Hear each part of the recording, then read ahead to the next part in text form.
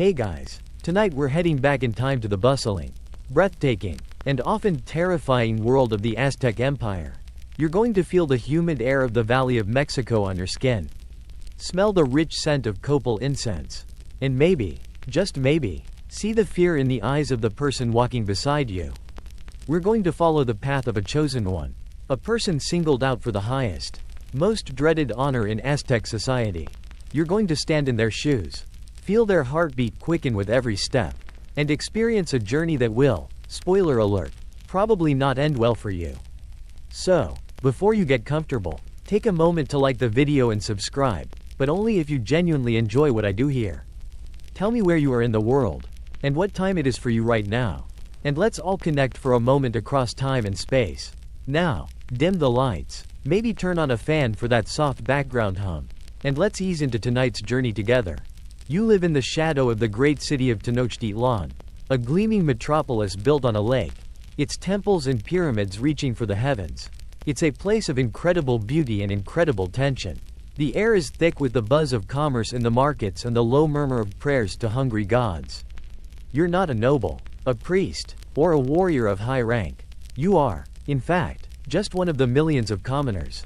A Macawaltan, living a life of hard work, simple pleasures, and pervasive dread. Every day is a gamble, a roll of the cosmic dice. Will it be a good harvest? Will the gods be pleased? Will you, or someone you love, be selected for the ultimate, terrifying honor? Life in the Aztec Empire is a delicate balance, a constant negotiation with powerful, demanding deities. The sun god, Huitzilopochtli, is the most demanding of all. He needs sustenance to make his daily journey across the sky, to fight off the darkness and ensure the world keeps spinning. And what does he eat? The most precious thing of all, human hearts. It's a mainstream historical fact that the Aztecs believed this was not a choice, but a necessity. The very survival of the cosmos depended on the flow of human blood. So you try not to think about it too much. You plant your corn, you weave your cloth, you just try to get through the day.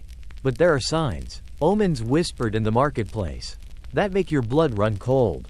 A double-headed eagle seen flying over the lake, a meteor streaking across the night sky, a priest having a particularly vivid dream. These are all interpreted as messages from the gods.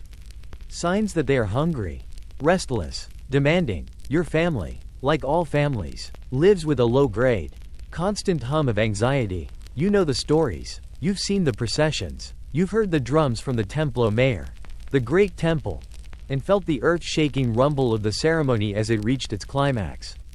It's a reality that's always just under the surface, a monster lurking in the depths of Lake Texcoco.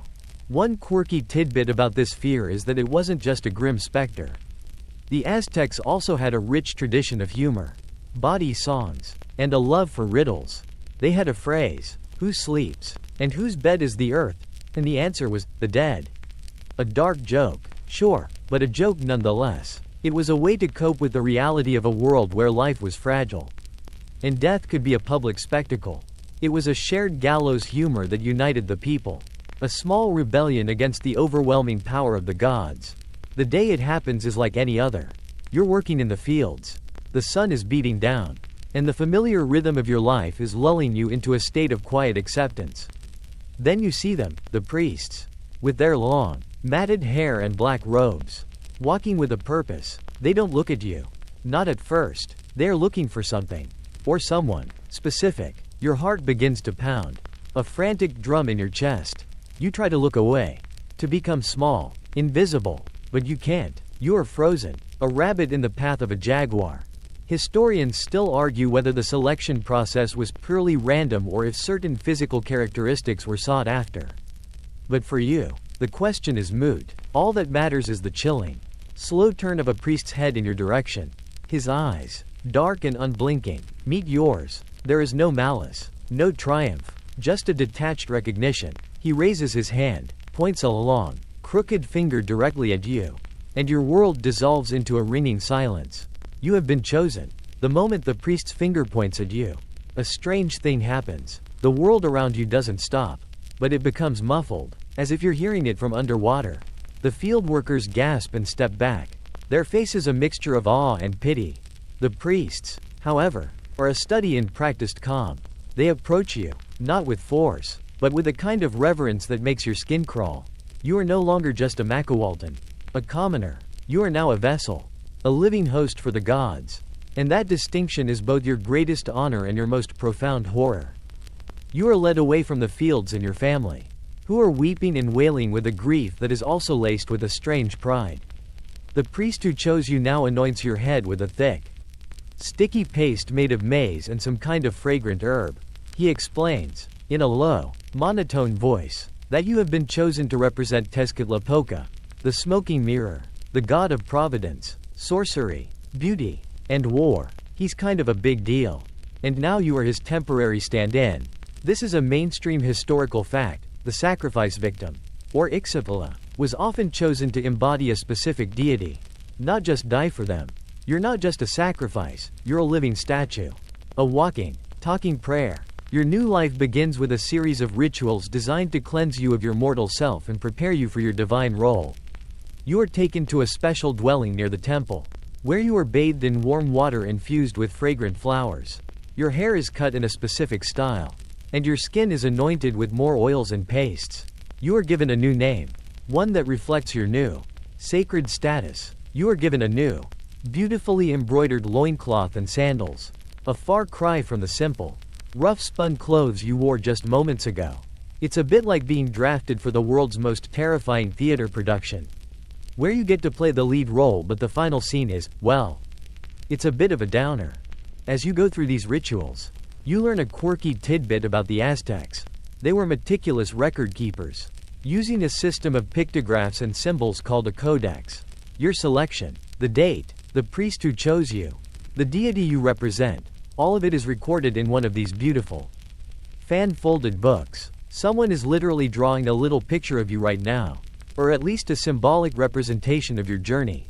It's a very organized way to keep track of a very messy business. The priests who attend to you are not cruel. They are, in fact, incredibly polite and solicitous. They ask if you're comfortable, if you're hungry, if you have any last requests. It's all a bit surreal, like being a pampered guest at a fancy resort, except you know you're the main course at the end of the trip. Historians still argue whether this kindness was a genuine sign of respect for the divine vessel or a calculated psychological tactic to ensure the victim went to their death with grace and dignity. Was it about honoring the god or managing the human being playing the part? You spend the next few weeks in this special dwelling, a sort of pre-show green room for the gods. You are taught the proper chants and prayers, the specific postures you must adopt during ceremonies, and the way to carry yourself with the dignity and gravitas of a god. You learn about the festival of Tenochtitlan, the grand ceremony in which your role will reach its climax. It's a month-long celebration of Tezcatlipoca, and for the entire month, you will be the star of the show. The priests tell you stories of the previous victims, men who went to their deaths with courage and honor. They speak of the great power that comes with such a sacrifice, the blessings that are bestowed upon their families and their people. They paint a picture of a glorious afterlife, a special paradise reserved only for those who die in such a way. You nod, you listen, and you try to believe it. It's all very comforting, but the knot of fear in your stomach never quite goes away. It's a constant, low thrum beneath the surface of all the perfumes and the pampering. You are a god, yes, but you are also a man, and the man knows what is coming. After weeks of preparation, the time comes to leave the temple precincts. Your journey to the capital city begins. But it's not a simple walk.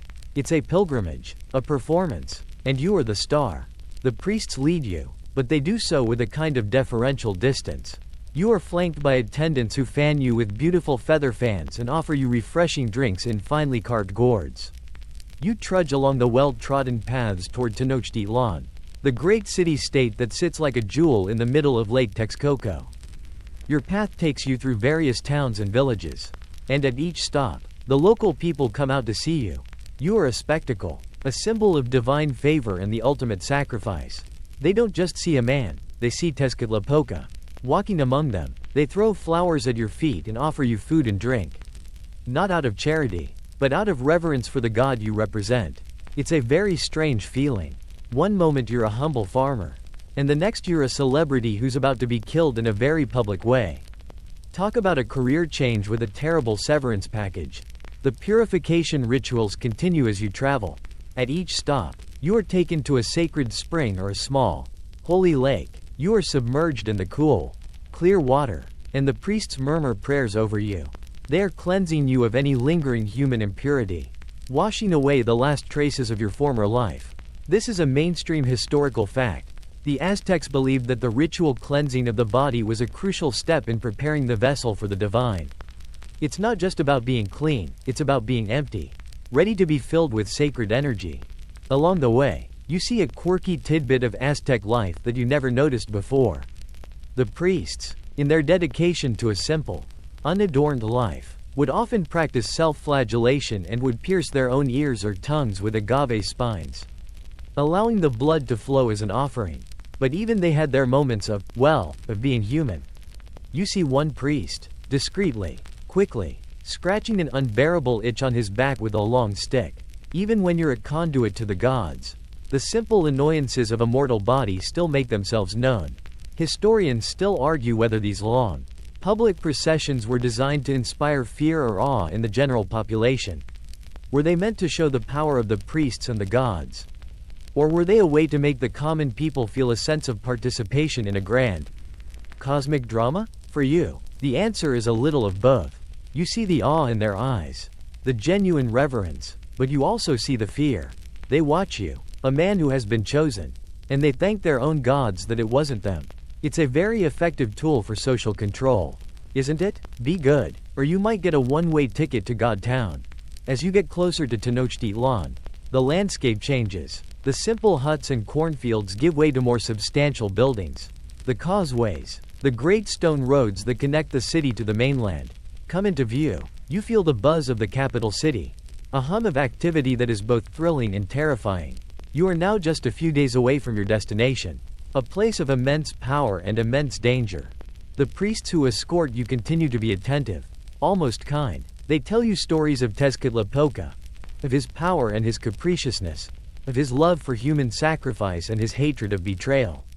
They are not just your guards, they are your teachers, your mentors in this new, divine life. They are preparing you not just for death, but for a very specific kind of death, one that has a purpose, a meaning that transcends the simple loss of a life. You are being groomed for greatness, and that greatness is about to get very real. Your long journey ends at the edge of the great city, where you are greeted not by the masses, but by a select few priests and nobles. They welcome you with a strange mixture of humility and awe. You are now in the heart of the empire, a city of canals and causeways, of floating gardens and monumental temples. But your new life isn't about sightseeing, it's about preparation for your glorious end. You are taken to a luxurious dwelling, a palace of sorts, where your life as a god truly begins. For an entire year, you are given the life of a king. You wear the finest cotton robes, intricately woven with feathers and gold thread. Your sandals are decorated with turquoise. You are adorned with precious jewelry, bracelets, necklaces, and earplugs made of jade and gold. Your food is prepared by a team of dedicated chefs. A constant parade of exotic meats, vibrant fruits, and delicious stews. You are served pulque, a fermented agave drink, and you are offered cigars made of fine tobacco and herbs. It's an all-inclusive, 5-star resort, but with a very, very hard checkout time. The most profound aspect of your new life is the attention you receive. You are not just a prisoner, you are a living, breathing representation of a god. As a mainstream historical fact, the Aztecs' ritual of honoring the sacrifice victim as a living god for a year was a crucial part of the ceremony. You are given 4 wives, who are not just companions but priestesses in their own right, and their role is to attend to your every need and to sing songs of your glory and your impending sacrifice. You are taught how to play the flute, a haunting, beautiful instrument whose notes you will play as you walk to your death. You are not confined to the palace. You are allowed to roam the city, attended by a small retinue of guards and priests. The people, when they see you, kneel in reverence. They offer you gifts and touch the ground as a sign of respect. You are a walking prayer, a tangible link between the mortal world and the divine. You're a celebrity, a religious icon, and a death row inmate all rolled into one. It's a bit like being a rock star on a farewell tour, but with a guaranteed final concert date. A quirky tidbit about this period is that you are expected to embody the god you represent in every way, including their habits and their personality traits. Tezcatlipoca, the smoking mirror, was a tricky and powerful god, known for his ability to both create and destroy. So you, as his living proxy, are expected to be both generous and a bit capricious. You might generously hand out food and gifts to the poor one day, and then playfully demand a servant do something bizarre the next.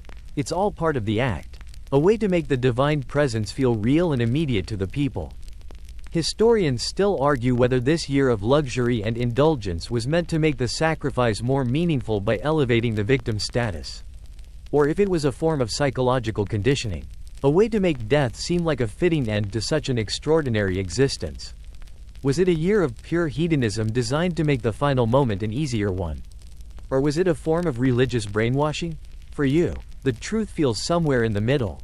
You're enjoying the fine food and the beautiful clothes, but there's always the cold, hard reality of the end waiting for you. It's a gilded cage, and you know the door is about to swing open, but only so you can walk to your appointment with destiny. Your year of luxury and divine pretense has flown by in a haze of feasting, music, and ritual. Now, the grand festival of Tenochtitlan is upon you, a month-long celebration dedicated to the god you embody. Tezcatlipoca, the city is vibrant, alive with energy. The canals are filled with flower-adorned canoes. The streets are a river of color as people don their finest clothes, and the air hums with the sound of flutes and drums. The city is celebrating you and your impending end. It's a very strange kind of party, isn't it? One where the guest of honor is the main event in more ways than one. During this month, your divine duties intensify. You are no longer just a pampered guest, you are a living, walking spectacle. You are paraded through the city, and the crowds are even larger, even more fervent than before. They come to see you, to touch the ground you walk on, to feel the divine presence that you emanate. You are a walking symbol of the cycle of life and death, of the sun's daily struggle, and of the precarious balance of the universe. It's a heavy burden to carry, especially when you know the journey's final stop. This is when you and your 4 wives become the center of attention. As a mainstream historical fact, the 4 wives, representing the 4 cardinal directions, played a crucial role in the final rituals, serving as a symbolic representation of the cosmos. They walk with you, their songs and chants a constant backdrop to your final journey. The songs are beautiful, but they are also filled with a deep melancholy, a sorrow for the life that is about to be extinguished. It's a sad kind of music, a dirge played for a man who is still breathing. You are expected to participate in a series of dances and performances that reenact the myths of Tezcatlipoca. You are, in effect, a performance artist, your body a canvas for the divine story. You dance to the rhythm of the drums, your movements mimicking the god's own. The people watch, mesmerized, their belief in the sacred narrative deepening with every step you take. You are not just acting, you are embodying, becoming the myth itself. A quirky tidbit about this festival is that it was also a time for a very specific kind of bread. The Aztecs would bake a bread made from amaranth seeds, shaped into the form of Tezcatlipoca. This bread was then broken and distributed among the people, a symbolic act of communion with the god. You get to watch as the people consume a representation of the very god you are embodying. It's a bit meta, isn't it? A bit of a cosmic joke that you're in the middle of. Historians still argue whether the Aztecs' practice of ritual cannibalism, where a small part of the victim's body was consumed after the sacrifice, was a widespread practice or a rare, highly symbolic act. Was it a physical act of communion, a way to absorb the divine power of the god vessel? Or was it a form of social control, a grim warning to those who might step out of line? You don't know the answer. And in the quiet moments between the ceremonies, you try not to think about it. You focus instead on the music, the colors, the fleeting beauty of your last month on Earth. As the month draws to a close, the mood of the festival shifts. The joyous celebration begins to give way to a somber reverence. The music becomes slower, the chants more mournful. The final day is approaching, and the time for celebration is over. The time for the final, terrifying journey is about to begin. You feel the weight of the city's expectations on your shoulders, the hopes and fears of an entire civilization resting on your courageous act. The final day of the festival arrives, and with it, The beginning of your final journey. The mood in the city is now somber and reverent. A hushed anticipation hanging in the air. You, no longer a god but a man preparing to meet his fate, are stripped of your finery. The beautiful robes are replaced with a simple white loincloth, and the exquisite jewelry is removed. This stripping away of your divine identity is a crucial part of the ritual. A mainstream historical fact that shows you are no longer a god walking on earth, but a mortal ready to be offered to the divine. With your 4 wives walking alongside you, you begin your slow procession out of the city. You don't take a boat across the lake, you walk a long causeway, a stone road that connects the island city to the mainland. Your procession is slow, measured, and solemn. As you walk, you raise the flute you have been playing for a year to your lips. You play a final, haunting melody, a sad and beautiful song that echoes across the water. You are a one-man funeral procession, and the song is your dirge. At each of the 4 shrines along the causeway, you stop and perform a final ritual. With a profound gesture, you break your flute, shattering it against the stone of the shrine. It's an act of letting go, of breaking the final ties to your mortal life and the year of divine indulgence. You are not just breaking a flute, you are breaking the illusion, the temporary reality you inhabited. This is a very serious metaphor for the end of the line. A bit like smashing your phone right before you get on a plane to a place with no Wi-Fi. A quirky tidbit about this procession is that the onlookers are not just silent observers. They chant and sing along with the priests. Their voice is a low, powerful hum that follows you as you walk. They are not just watching a man die, they are participating in a cosmic event. A necessary act to keep the sun moving in the sky. Their participation is what makes the sacrifice a communal act, not just a personal tragedy. It's a group project, and you're the star of the project's final presentation. Historians still argue whether the victim's willingness to go to his death was genuine belief or a form of fatalistic resignation. Were you truly convinced that your sacrifice was necessary for the survival of the universe? Or were you simply a man who had accepted his terrible fate? For you, the answer is complicated. The year of luxury and the indoctrination have worked their magic. You feel a sense of purpose, a kind of righteous acceptance that this is what you were meant to do. But a small part of you, the part that was a farmer just over a year ago, is still deeply, terribly afraid. As you near the mainland, you feel the end approaching. You can see the Great Pyramid of the Templo Mayor, the Great Temple, in the distance. Its twin shrines reaching for the sky. It is the final destination, the altar upon which the great cosmic drama will play out. The drumming from the city becomes louder now, a frantic, insistent rhythm that seems to beat in time with your heart. The low hum of the crowd is replaced by a rising roar. You're walking into the lion's den, and you can hear the lions roar. You have reached the foot of the Templo Mayor, the towering heart of Tenochtitlán. It's a structure of immense scale and power. A double pyramid with twin temples at the top. One is dedicated to Huitzilopochtli, the sun god, and the other to Tlaloc, the rain god. This architectural detail is a mainstream historical fact, representing the dual nature of Aztec cosmology, the necessity of both sun and water for life. Your journey, however, leads you only to one side. You are the embodiment of Tezcatlipoca, and your blood will nourish the sun. The stairs are steep, a dizzying ascent that seems to go on forever. You are no longer just walking, you are climbing. A slow, agonizing trudge toward the heavens. The steps are narrow, and you have to be careful with your footing. Each step is a struggle, a physical representation of your spiritual journey. The crowds below are now just a sea of faces, a low roar of sound that you can barely hear over your own labored breathing. You are no longer part of the crowd, you are above it, separated by a great, stone chasm. As you climb, you see a quirky tidbit that you hadn't noticed before. The steps are not just simple stone. They are decorated with carved serpents' heads, their fanged mouths open in a permanent snarl. As you climb, you are walking between these stone guardians, a sign that you are moving from the mundane world of the city to the sacred realm of the gods. You are being escorted by the gods themselves, their stony eyes watching your every step. Historians still argue whether the physical difficulty of the climb was a deliberate part of the ritual to heighten the victim's spiritual state. Was it a form of physical penance, a way to purify the body through exertion? Or was it simply a practical necessity, a way to get the sacrifice to the top of a very tall pyramid? For you, the answer is irrelevant. The burn in your thighs and the pounding in your chest are real.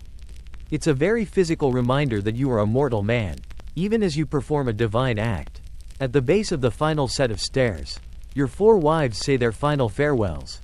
They do not embrace you, for that would be an act of human attachment, a stain on your divine purpose. Instead, they sing a final song, a heartbreaking melody of loss and remembrance. Then they turn and descend the stairs, leaving you alone to make the final climb. It's a very lonely moment, a quiet farewell to the last remnants of your personal life. The priests now take you by the arm, not with force, but with a firm grip. They are not just your guides, they are your fellow pilgrims. Your escorts to the other side. They help you up the final, highest steps, a narrow path that leads to the top platform. The air is thinner here, the wind is stronger, and the view is spectacular. You can see the entire city of Tenochtitlán spread out below you. A tapestry of canals and buildings, a testament to the power of your people. It's a sight that takes your breath away, both from the view and from the knowledge of what is about to happen. You are now on the sacred platform. The priests lead you to a large, convex stone. It is smooth and cold to the touch. This is the Tenochtitlan, the sacrificial stone. You can see the stains on its surface, the dark, rust-colored marks of those who have come before you. It's the end of your journey, the final stage in the cosmic drama. You are here, at the highest point of the city, ready to fulfill your destiny. Oh, you are at the top of the Templo Mayor, a place where the air is thin and the wind whips at your simple loincloth. Before you, a large, polished stone altar awaits, its convex shape designed to arc a human body backward. The priests, their long, matted hair now fluttering in the wind, surround you. Their faces are calm, almost peaceful, a stark contrast to the pounding of your heart. You are led to the Tenochtitlan, the sacrificial stone. You lie upon it, and the coldness of the stone seeps through your skin. A final, visceral reminder that you are no longer a living god, but a mortal being. The priests hold you down, not with violence, but with a firm grip that is both reassuring and terrifying. They are not your executioners, but your guides, helping you make this final, crucial transition. This is a mainstream historical fact. The priest's role was not to be cruel, but to perform a sacred duty with precision and reverence.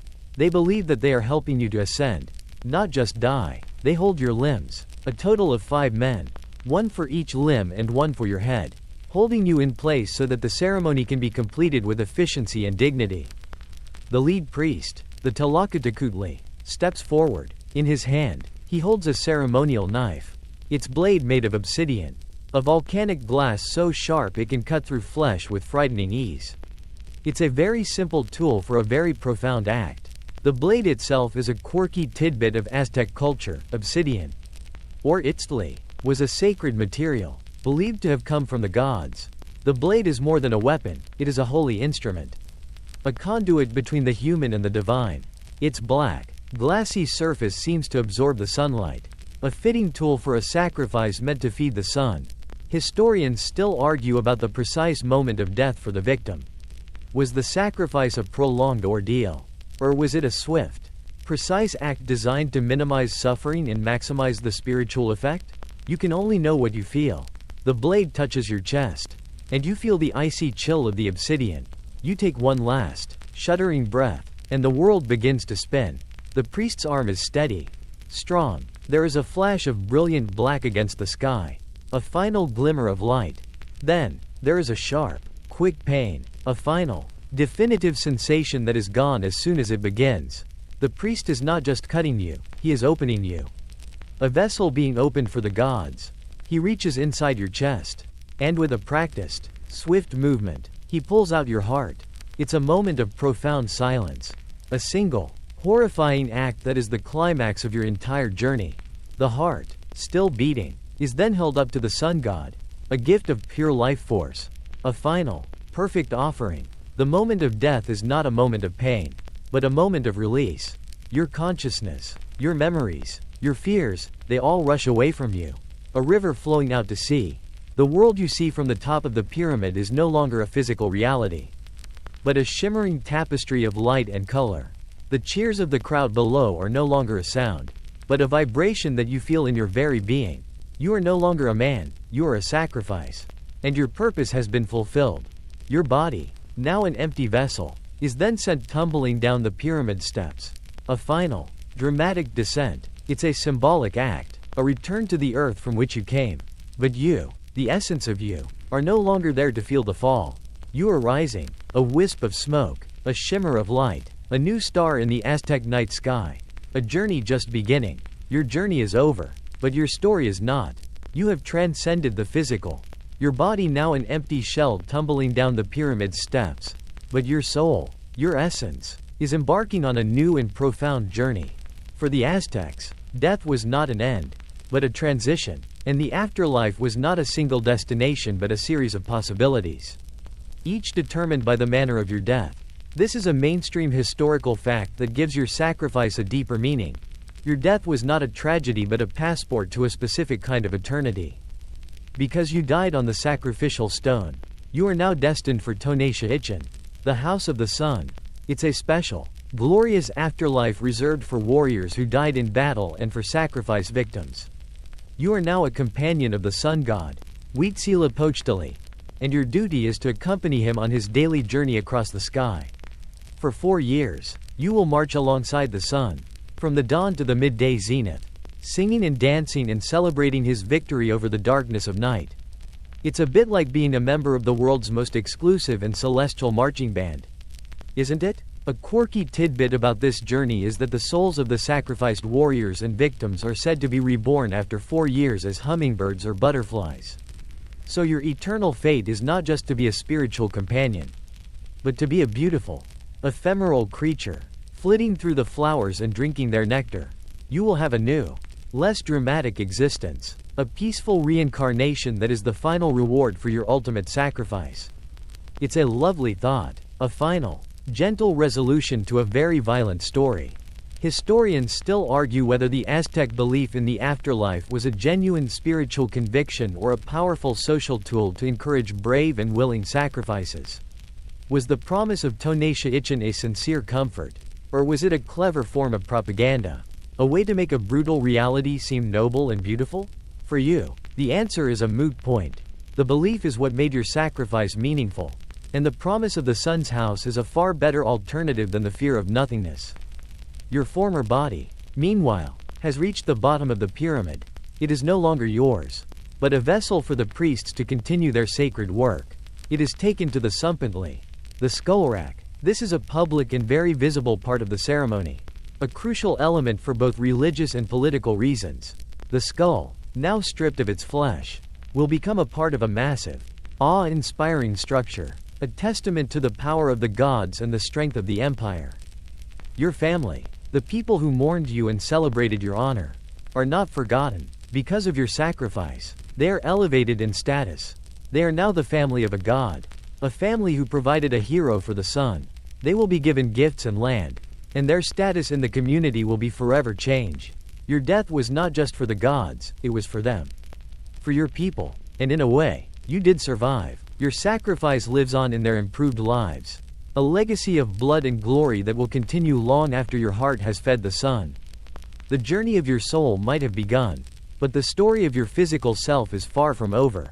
After your body is sent tumbling down the steps of the pyramid, it is retrieved by the priests and prepared for its final public display. This is a crucial step in the Aztec ritual, a mainstream historical fact that underscores the importance of the skull in their belief system.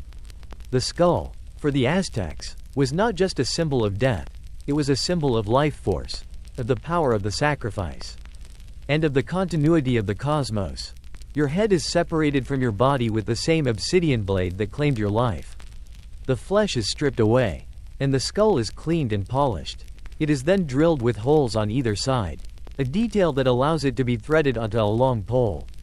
Your skull will now take its place on the sumpently, the great skull rack. It's a structure of immense scale, a massive, awe-inspiring wooden frame that holds the skulls of thousands of sacrifice victims. It's a monument to the city's power, a public ledger of all the lives that have been given to the gods. It's a bit like a cosmic trophy case, and your skull is the latest prize. A quirky tidbit about the sumpently is that it wasn't just a grim display. The skulls were often adorned with carvings and decorations, and they were painted and polished. They were not just bones, they were art. A living, well, not living, but you get the idea, testament to the beauty and power of the sacrifice. Your skull will be a part of this massive, artistic tableau, a single, silent face in a sea of faces. Historians still argue whether the purpose of the Tzompantli was to inspire fear or to inspire devotion. Was it a grim warning to potential enemies and dissenters? A sign of what happens when you cross the Aztecs? Or was it a powerful religious symbol? A reminder to the people of the great sacrifices made to keep their world in balance? For you, the truth is likely a bit of both. The sight of the thousands of skulls would certainly instill a sense of fear and awe. But it would also serve as a powerful symbol of the collective spiritual identity of the Aztec people. Your body, meanwhile, is treated with a certain degree of reverence. The flesh is not discarded but is given to the priests and nobles to be consumed in a ritual feast. This is not an act of simple hunger, but a symbolic act of communion. By consuming a small portion of your flesh, the priests and nobles believe they are absorbing some of your divine power, sharing in the spiritual strength that you now possess. It's a very specific and very sacred kind of meal, one that is a far cry from a simple supper. Your family, the ones who are still living, will be given a small portion of your flesh to consume. For them, it is a final, intimate farewell, a way to hold a part of you with them forever. Your death, for them, is not an end but a transformation. You are now a part of them in a way you never were before. A spiritual presence that will forever be a part of their lives. It's a very heavy kind of family dinner, but one that is imbued with a sense of purpose and meaning. The story of sacrifice isn't just about men like you, chosen for a year of divine indulgence and a quick end. The Aztecs were an empire built on war, and a huge number of their sacrifices were not their own people, but captives from enemy city-states. This is a mainstream historical fact. War captives, especially those of high rank, were considered to be the most valuable offerings to the gods. You can imagine the dread of a warrior who fought bravely in battle only to be captured and brought to Tenochtitlán. Not as a prisoner of war, but as a future meal for the sun god. These war captives didn't get the same year-long treatment as you did. Their experience was far more direct and terrifying. They would be taken straight to the temple, their bodies painted with chalk and their hair adorned with paper banners. They were not seen as divine vessels, but as defeated enemies, a tribute from one city-state to another, a physical symbol of the Aztecs' power. Their sacrifice was a political statement as much as a religious one. A public display of the consequences of losing a war. The experience of these captives would have been one of sheer terror. They would have been paraded through the city, often to the jeers and taunts of the crowd. A grim processional of defeat. They were not honored, they were humbled. Their sacrifice was not a glorious ascension to the house of the sun, but a final, brutal humiliation. They were forced to climb the pyramid steps, a far more difficult task for a man who had not been pampered for a year.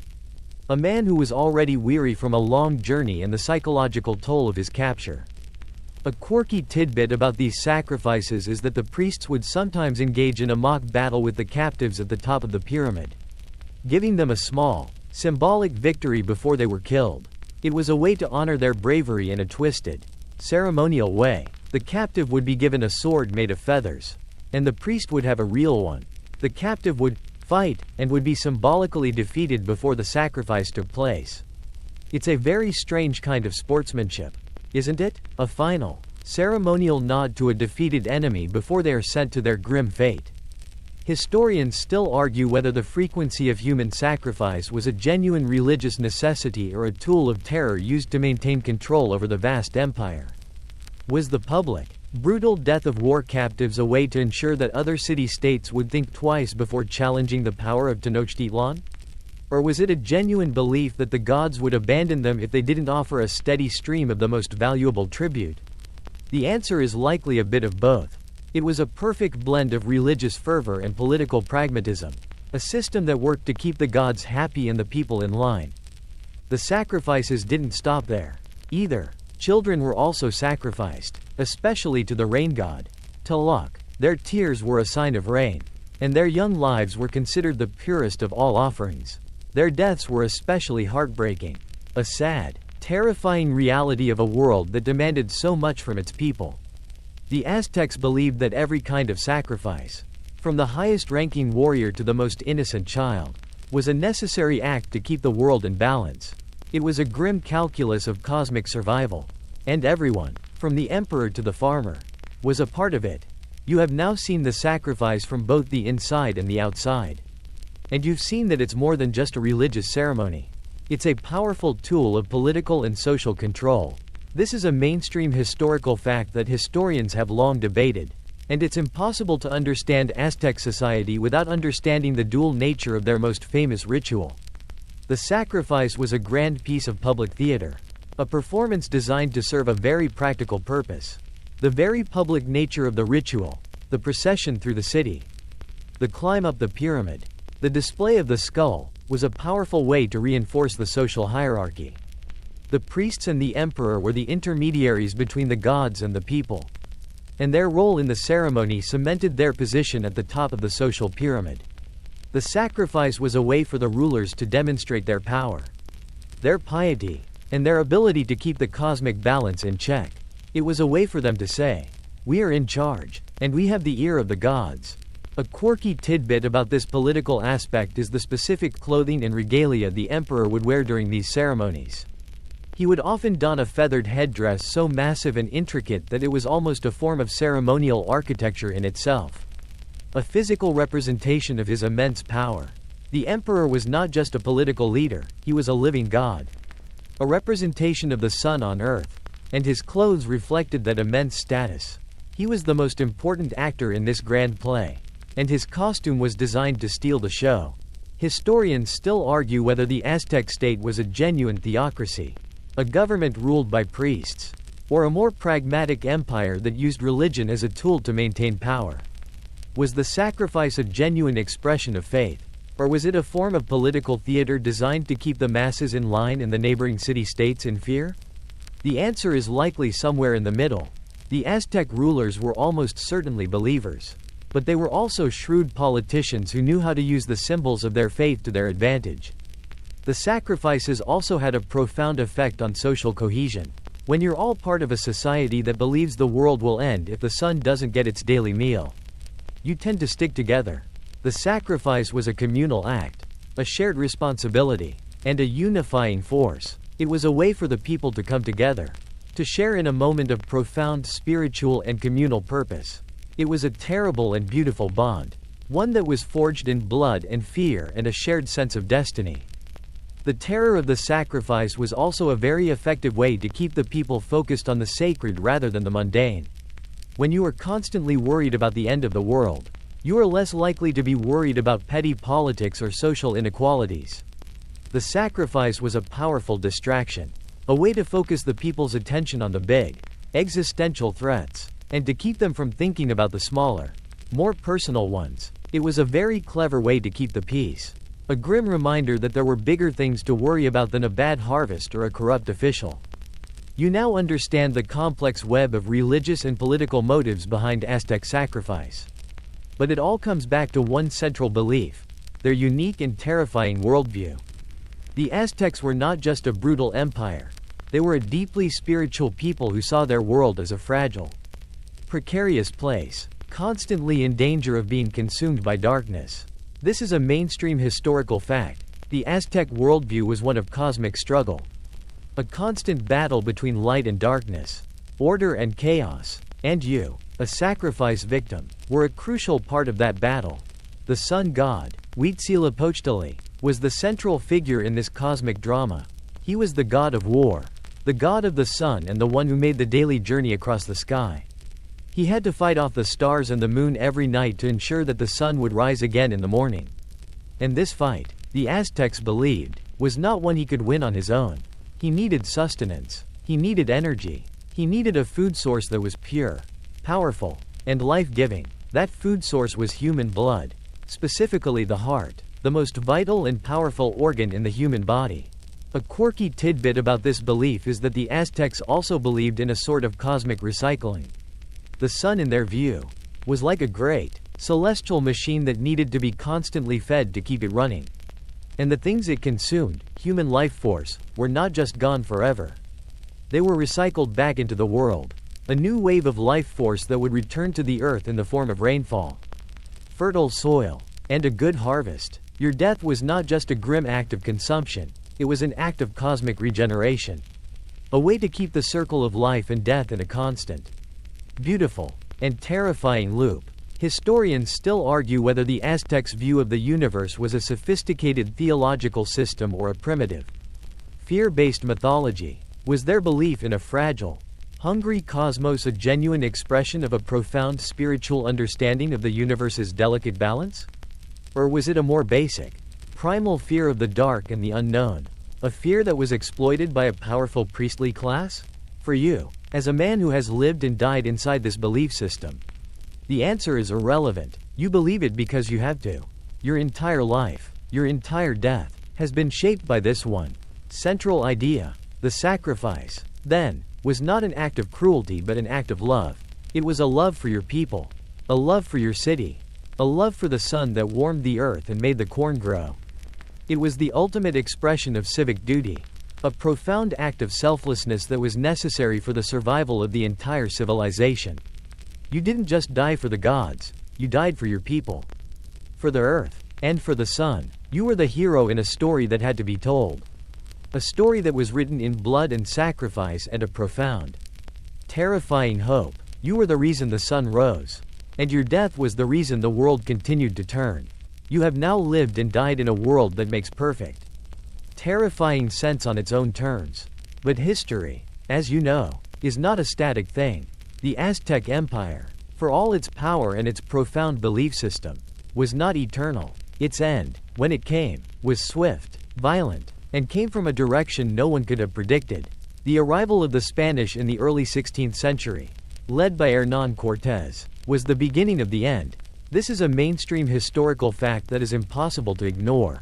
The clash of these two civilizations, with their vastly different worldviews, was a cataclysm that would change the course of history forever. The Spanish, with their steel weapons, their horses, their gunpowder, and their apathetic view toward your gods, were an alien force. Their god was singular, their rituals were different, and their tolerance for your religious practices was exactly zero.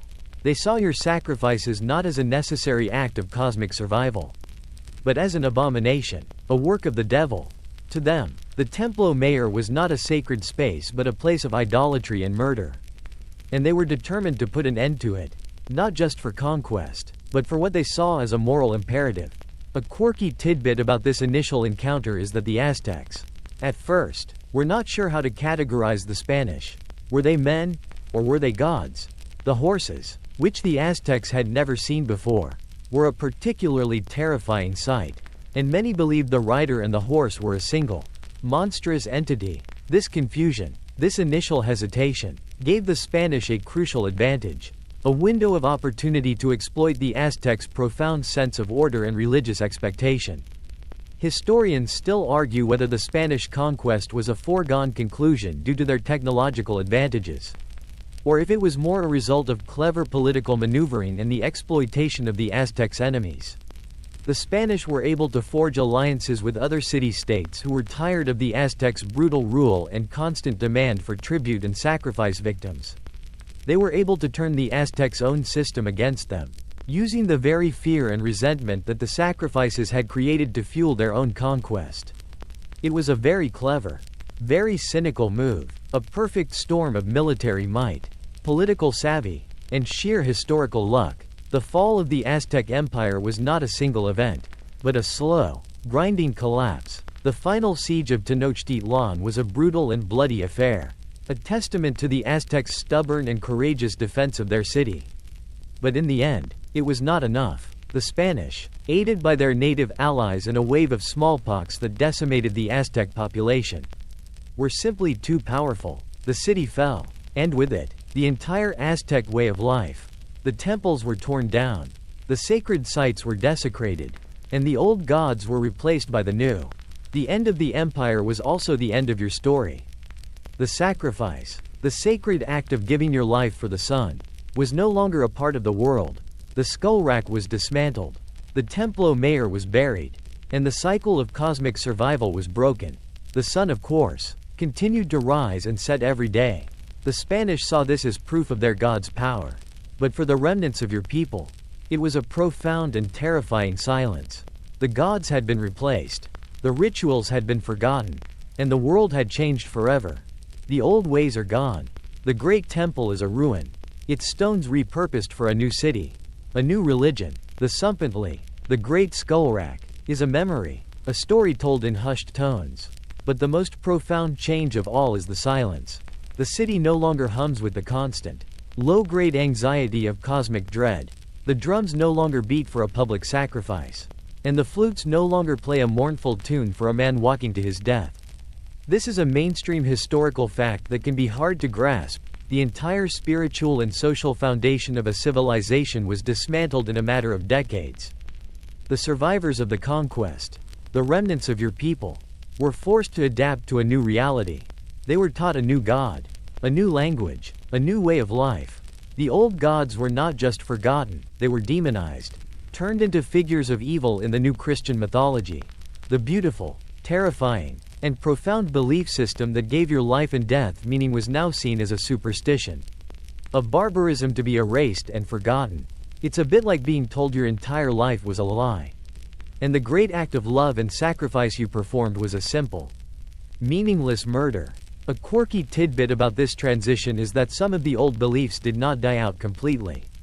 They went underground. The people would sometimes incorporate elements of their old gods into their new religion. A blending of traditions that is still visible in some parts of Mexico today. The Virgin Mary, for example, would sometimes be seen as a new, gentler version of the earth goddess, Tenochtitlán. The old ways and the new ways would sometimes meet in secret. In a quiet corner of a new church, a whispered prayer to a forgotten god. Historians still argue whether the Spanish conquest was an act of brutal colonialism or a necessary civilizing mission. Was the end of the Aztec Empire a tragedy? The loss of a unique and beautiful culture? Or was it a liberation? The end of a bloody and terrifying practice that held an entire civilization in its grip of fear? For you, the answer is personal. Your death, your sacrifice, was an act of love and faith. And for it to be seen as a meaningless act of violence by a new, more powerful culture is a kind of second death. A historical erasure that is more profound than the end of your physical life. The world you knew is gone. But in a quiet, beautiful way, the world you helped create, the world you died for, still exists. Your family, the ones who were given a new life because of your sacrifice. Their descendants still walk the earth. The sun still rises and sets every day. The hummingbirds and butterflies still flit through the air. Their colors a vibrant testament to the beauty of a world that was once sustained by your blood. The memory of your courage, your faith, your ultimate sacrifice, is a part of the air, a part of the earth, a part of the very soul of the land. It's a memory that can't be erased, a legacy that will never truly be forgotten. Now, dim the lights, and let the quiet settle in. The echoes of the drums and the chants have faded into the long stretches of history. And the cold stone of the Tenochtitlan is just a whisper in the wind. The sun still makes its daily journey, but it no longer asks for its terrible, beautiful tribute. The city of canals and floating gardens is now a new city, with new stories and new fears. But the old stories are still there, sleeping beneath the ground, waiting to be found again. You can rest now, for your journey is complete. The fear, the honor, the terrible beauty of it all, is now just a dream in the long, dark night of time. Let the hum of the fan and the softness of your blankets take you away, and drift gently into sleep.